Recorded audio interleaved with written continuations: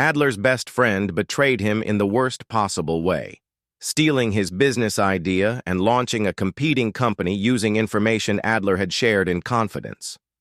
That was 7 years ago. Today, Adler still checks his former friend's social media daily, looking for signs of failure. He's turned down lucrative business opportunities because they might indirectly benefit his betrayer. He's spent thousands of dollars on a lawyer to find ways to sue him. Adler's wife has begged him to move on, his therapist has suggested forgiveness, and his family is tired of hearing the same story. But Adler can't let go. In his mind, forgiveness would mean his betrayer wins, and that's simply unacceptable. What Adler doesn't realize is that his quest for revenge has become a prison where he's both the guard and the inmate, and the only person truly suffering is himself. Welcome to Mind Vault, where we unlock the psychology behind human behavior, emotions, and the complex workings of the mind. Today we're diving into one of humanity's most destructive yet persistent emotions, the desire for revenge. We'll explore why some people can forgive and move on while others become trapped in cycles of resentment that can last decades, and what the science tells us about the psychological cost of holding grudges.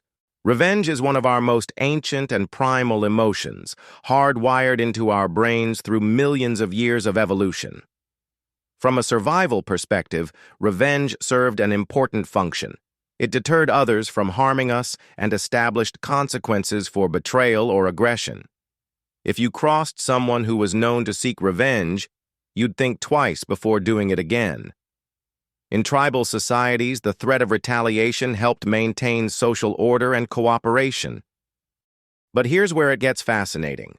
Revenge activates the same neural pathways as addiction. When we fantasize about getting back at someone who wronged us, our brains release dopamine, the same neurotransmitter involved in drug addiction, gambling, and other compulsive behaviors. This means that plotting revenge literally feels good. It provides a chemical reward that reinforces the behavior and makes it incredibly difficult to stop. The psychology of revenge is deeply intertwined with our sense of justice and fairness. Humans have an innate need for what psychologists call moral balance. When someone wrongs us, it creates a psychological imbalance that feels unbearable. Our brains essentially keep a moral ledger, and when someone puts us in the red, we feel compelled to balance the books. Revenge promises to restore this balance and make the world feel fair again. This is why forgiveness can feel so wrong to people seeking revenge. From their perspective, forgiving someone who wronged them would be like letting a criminal walk free without consequences. It violates their sense of justice and feels like they're betraying themselves and their values. They often see forgiveness as weakness, surrender, or enabling bad behavior to continue. What makes some people more prone to revenge than others often comes down to their core beliefs about justice, control, and self-worth. People who seek revenge typically have what psychologists call an external locus of control. They believe that their happiness and well-being depend on external circumstances and other people's actions.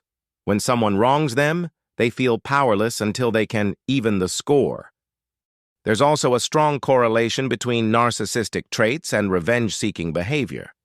People with narcissistic tendencies see any slight or betrayal as an attack on their superiority and specialness.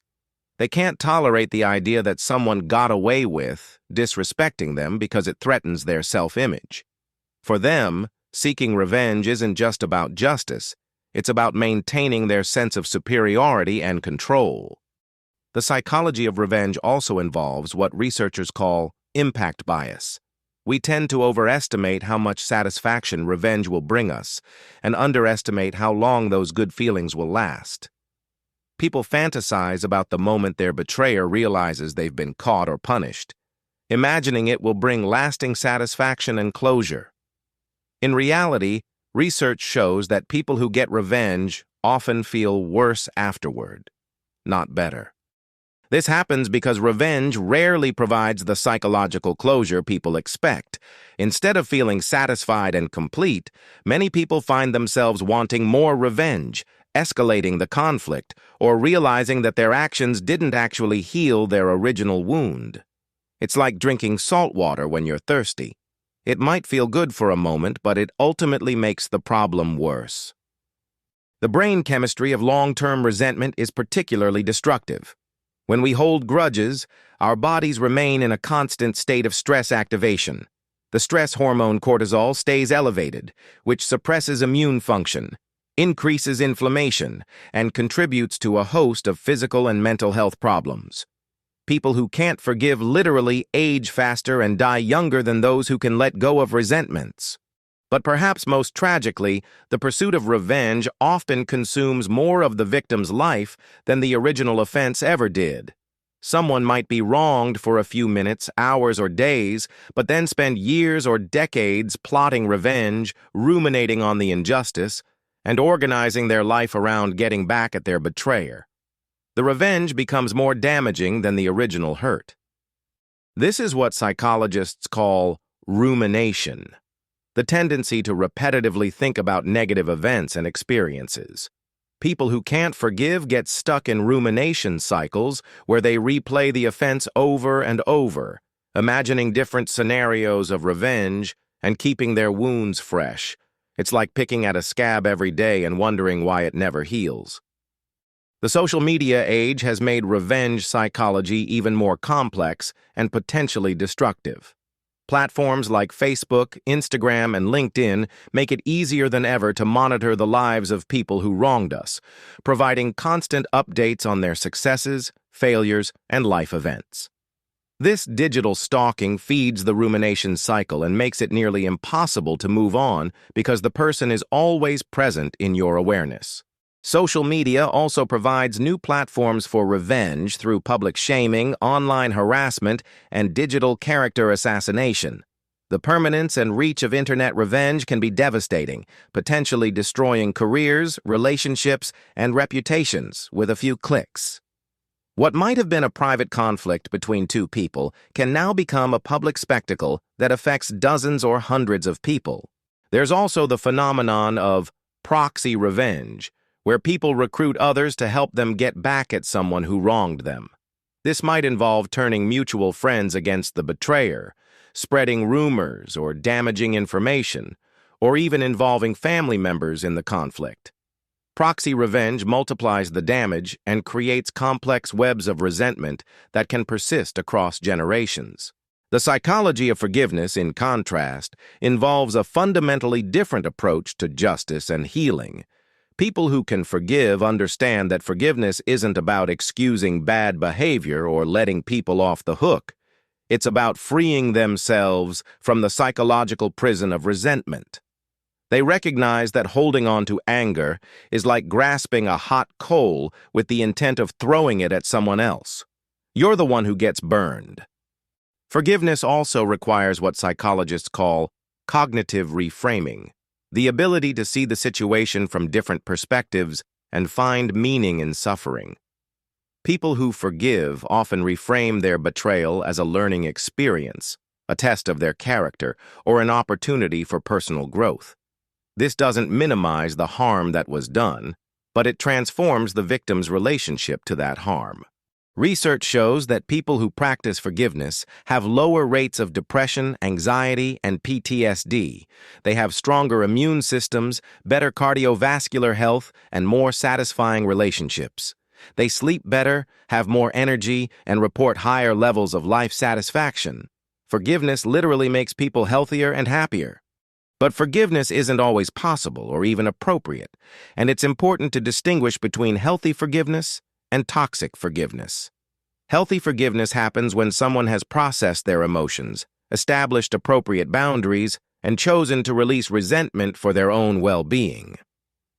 Toxic forgiveness happens when people suppress their anger, excuse abusive behavior, or forgive prematurely to avoid conflict. So, how do people break free from the revenge cycle?